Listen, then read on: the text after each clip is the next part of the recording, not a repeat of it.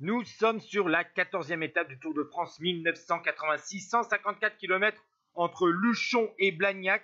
Après une offensive de 23 coureurs neutralisés par les équipes Ventoux, Joker et Panasonic, au kilomètre 90, 4 coureurs sont sortis définitivement du peloton.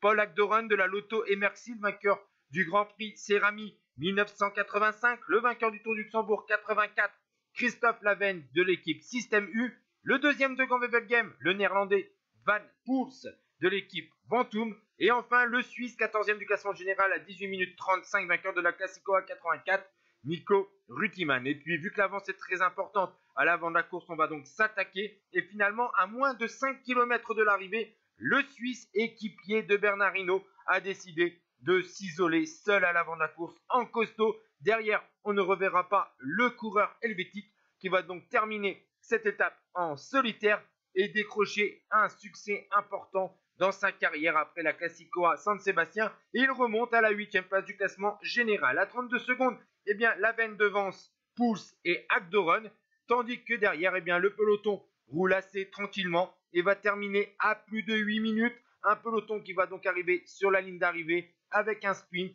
réglé par Van der Harden. Et voici donc le top 10 de cette 14e étape du Tour de France 86 avec la victoire de Niki Rutiman et le classement général. Bernard Hinault toujours en tête devant Lemon et la remontée de Rutiman. Ciao tout le monde.